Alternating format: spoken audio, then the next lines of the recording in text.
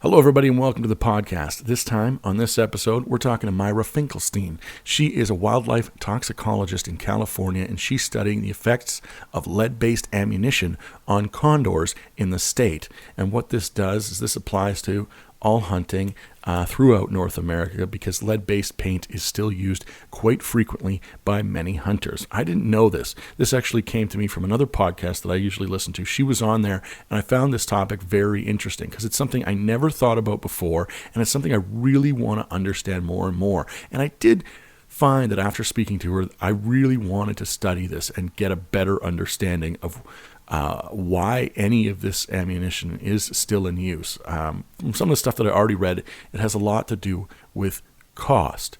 But after listening to Myra, it seems to me like the cost is higher, at least for people and our health, to use lead-based ammunition than it is to get rid of it. But listen to Myra. Listen to what she has to say and see what you take away from that. And I'd like to hear your opinions if you could share those with me, either on my Facebook page, Twitter, whichever. But it's an interesting topic. It's an interesting thing to think about. And it's something that I want to learn more. In fact, I'm kind of thinking about in a future episode getting one of the guns rights people on here anyway. It was on my list of episodes that I wanted to have a conversation about where our gun laws are, where they should be, and all of those types of things. And I want to have more conversations about that. But this is an interesting part of that whole conversation when it comes to the possible toxic effects of some of the ammunition that we use. Anyway, Myra Finkelstein, give her a listen. She's really interesting. Right now on Wander with Andrew Wilcox. Welcome to Wander with Andrew Wilcox. So lead has been shown to disrupt multiple physiological systems in vertebrates. So what that means is it can impair your nervous system, your immune system, your reproductive system, your system that makes blood, and basically it's sort of an equal opportunity contaminant in that way, where it will impact humans and birds, and it can disrupt all these systems. Some things that we worry about specifically for human exposure is that for children, there is now no acceptable level of lead exposure that's known to be without long-term neurological impact. So for humans, we know with even very low levels of exposure, we can see sort of neurological impairment that's long-lasting. Which, in the easiest terms, is the old joke about eating lead paint makes you dumb, right, is accurate. Well, yeah. In a way, yes. In a way, yes. It will disrupt, yes. Yeah. And it can cause problems, and these problems are irreversible. And, there's studies that lower sperm quality, can cause immune function problems. So it messes a lot with multiple physiological systems. And we used to use lead in paint, in fuel, in ammo, in fishing lures and stuff like that. It's been taken out of many of those things, but it's still persistent in many others. Why does it continue to persist if we know the effect that it has on people and animals? I'm not sure I know the answer to that question so much. I think that we can think of it more as a process. So lead has been something that we have used a lot in terms of, of our society over the last 100+ years. As you said, it was used in lead-based paint. It was used in lead gasoline. It's been used for leaded in, for pipes and things like that. And then as we've understood the harmful effects of lead in these different products, they've just sort of been outlawed. So we don't use lead-based paint anymore. We don't have leaded gasoline for automobiles, but we still use lead-based ammunition for hunting. And we think that lead-based ammunition for hunting is likely the largest unregulated discharge of lead into the environment. And how do you track that lead? How do you know where that lead is coming from and how is it going through the system? So for lead-based ammunition for hunting, we know, for example, if you shoot a deer And then with a lead-based ammunition, like with a bullet, then that bullet can fragment into many, many, many small little pieces within that deer. And so if you go to eat that deer, you'll try to clean the wound channel and clean it up. But there has been studies that have shown that hunters that shoot animals with lead-based ammunition, and eat those animals, they have a elevated blood lead. So there's evidence that they're getting a little bit of lead exposure because maybe they're not able to completely, get rid of all this lead that fragments within the carcass. And then animals as well will feed on this carcass and then inadvertently pick up these little bits of lead. So we kind of know that from just watching how this process works. People will radiograph animals that have been shot with lead, and you can see these fragments throughout the carcass. And so we know that can happen. It seems to me, though, the argument on the other side is that it's not that much, and that you can fix that through how you take care of the animal and how you how you butcher the animal, how you prepare the animal, and how you take care of of the leftovers. But you're saying that there's still, it's still getting through it. It's very tough kind of a process to do. Yeah, so you can look up, and you can look up some studies, and I can show you that have pictures of these radiographs of these animals that have been shot with lead-based ammunition, and you can see all of these tiny, tiny little fragments. And so I work with California condors, and even a very, very small fragment, like as big as just a couple of grains of sand or the little tip of your fingernail, it's almost pure lead. So if you eat that, you will get, you can get an elevated lead exposure. So it doesn't take very much. I think that's a thing that people don't really understand. Just a tiny, tiny little piece of this, if you ingest it, can leach out into your bloodstream, and you can then have an elevated blood lead from that. And you would not want that, certainly, for your child.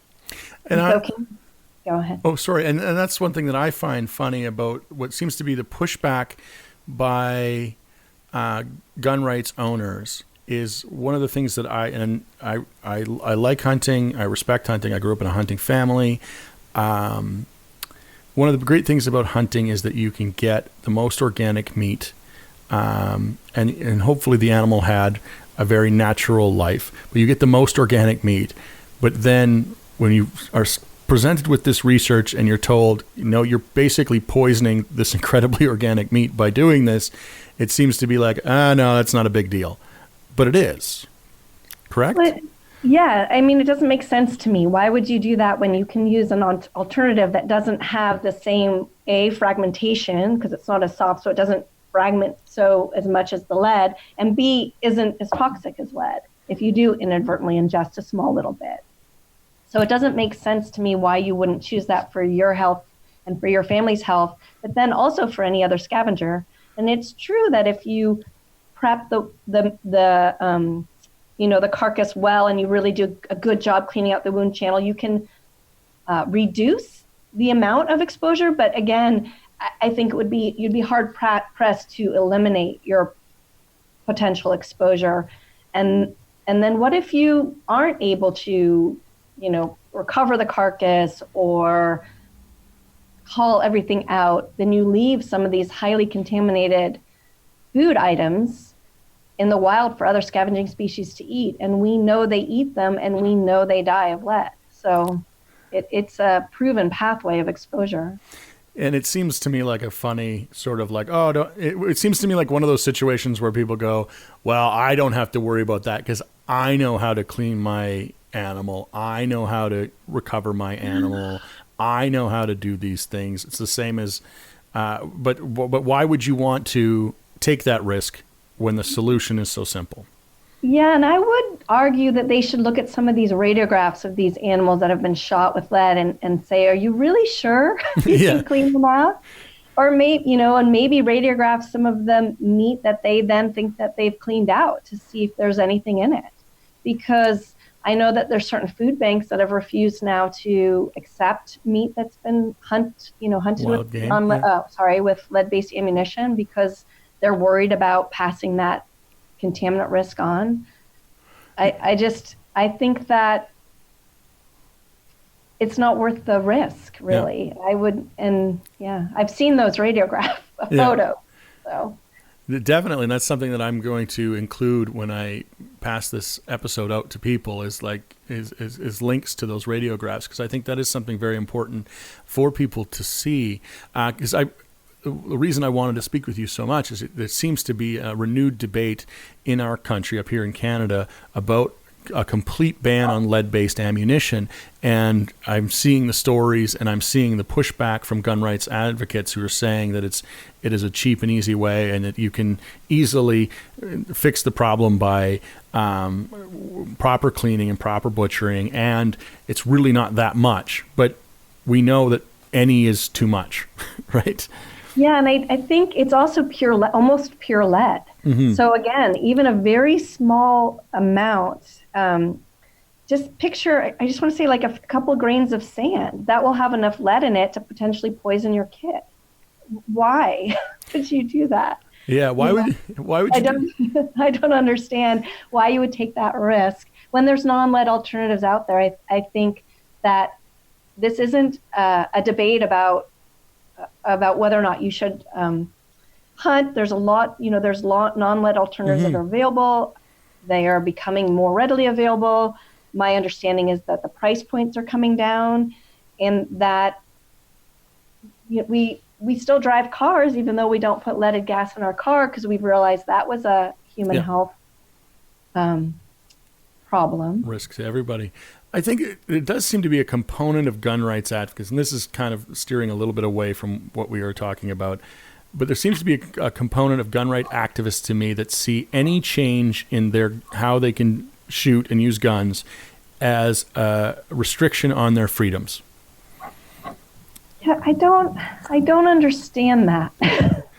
I mean, because again, you can't buy lead-based paint anymore. Is that a restriction on your ability to paint your house? No. No, I understand that. I do understand that it's hard to change your ways, and I understand that you're used to doing something a certain way and you might have to resight your gun or something like that. I can understand that there is a barrier there, but I feel like the benefit so outweighs the barrier that why would you pick this, path if there's there's alternatives out there. There's a great amount of education and outreach that's done by hunting groups to talk about the non-lead alternatives and their efficacy and their availability. I just don't see how it can be interpreted as a way to try to restrict, because that's not what it is. I am in absolute agreement with you, but I'm looking through these gun sites and stories and such, and this seems to be the underlying feeling of it all. It's another example of the government trying to put the guy down, to hold us back, and I don't think that's the reason for the argument.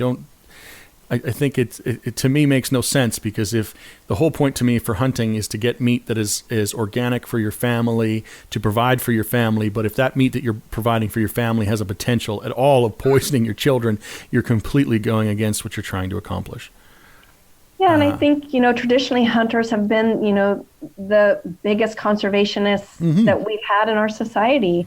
And I believe that the majority of people out there hunting would not want to have this sort of cascading effect of poisoning any scavenging species that might come upon, either, a gut pile or something like that. But I think that somehow the information has gotten into this kind of, I don't know how it became a polarizing debate, except for it seems that some special interest groups decided to make it one, because it really shouldn't be. This is for everybody's health. This is for everybody's health, including environmental health. When I started reading about it, it looked to me just like a no-brainer. Most of the time you can see both sides, but then this one to me just looked like a no-brainer. So your research has been with condors. How did you get into researching condors in this way in the toxicology? So I collaborate with people here at UC Santa Cruz that had started working on trying to understand the sources and effects of lead in California condors. They're a critically endangered species. And I started working with that project about 10 years ago. And I came to that because I had been doing work before that for my PhD research, trying to understand sources and effects of lead in lace inAlbatross. So came to that, condors, big flying birds, pretty much the same kind of life history, but very different sources of lead. And so from that, we started to try to get an understanding of, well, how big of a problem is this? And came to understand it's a huge problem. And California condors are exposed to epidemic levels of lead poisoning, and it's preventing their recovery in the wild, the lead-related mortality. And then we used this way you can look at these lead signatures in ammunition and in condor tissue, and we determined that lead-based ammunition is the principal source of lead to condors. That's how we came with that. What did you find was the principal source of with the albatross? So they were actually, the albatross that I worked with were nesting in on Midway Atoll, and Midway is an old military base, and they're nesting right next to these buildings that had been painted by the military in the 50s, 60s, 70s with lead-based paint. So those lace inAlbatross chicks were basically ingesting little pieces of lead-based paint on their island that they were breeding, that they were born. Yeah. And with the condors, where these animals that they're scavenging, because we think, well, a hunter should just remove the animal that they hunt. Where are they finding these carcasses, and why are these carcasses available to them? So we don't know every carcass that they find. We have thought about putting little like GoPro cameras on them, but we haven't done that. But they are tracked pretty much every day.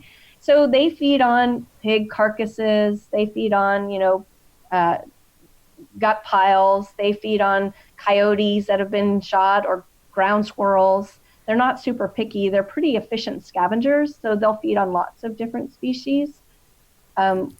We think that they're exposed through multiple ways of just any kind of a carcass that had been left out there or a gut pile that still has lead in it, they can get exposed. When you say ground squirrel, and pardon my ignorance on this, is that similar to a gopher, or is it the same thing?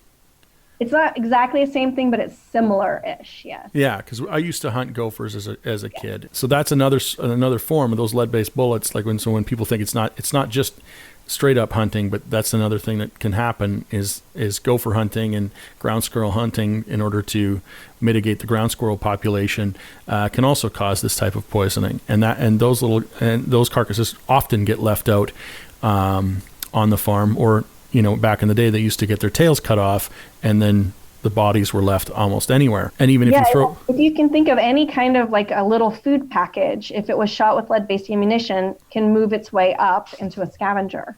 So, for example, golden eagles are also lead poisoned regularly, and we think things like ground squirrels could be a primary mechanism of exposure for them. So it's not just a hunter that has a deer tag that's going out there, or maybe somebody's depredating like, coyote or something like that. Again, there's been observations of a California condor feeding on a roadkill cat. Yeah.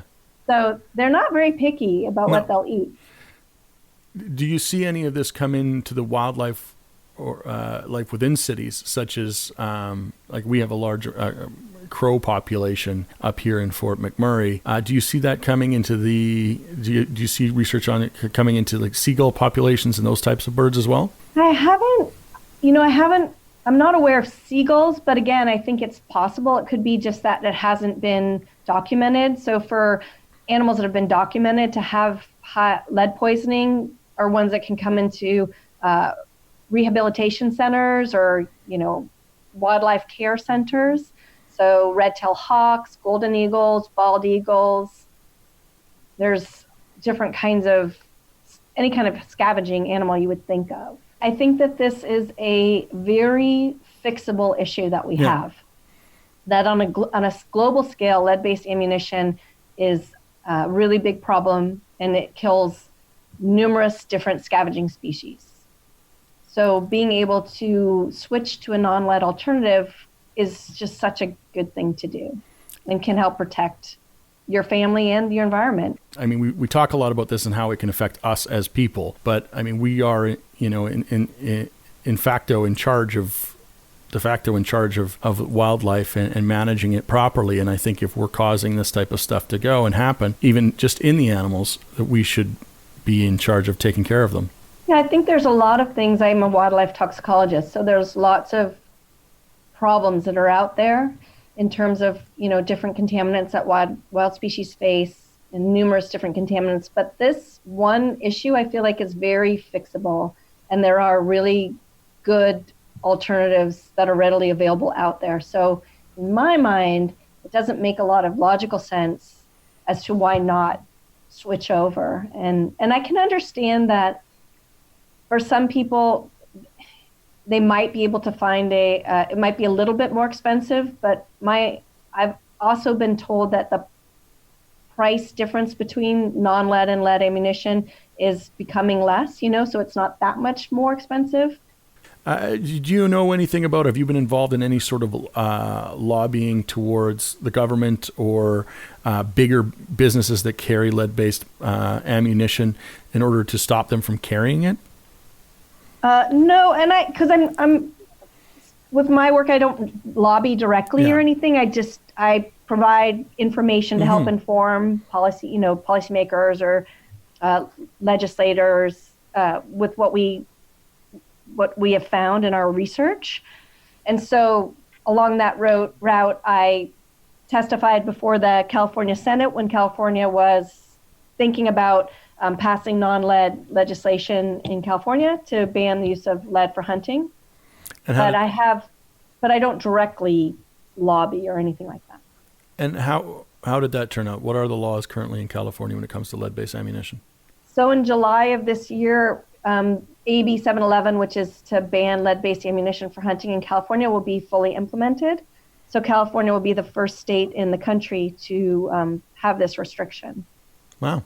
Well, that's great. Yeah, we're Success. hoping that it helps the scavenging species in our state, that's for sure. But we know also that animals don't live by state lines either. So, yeah.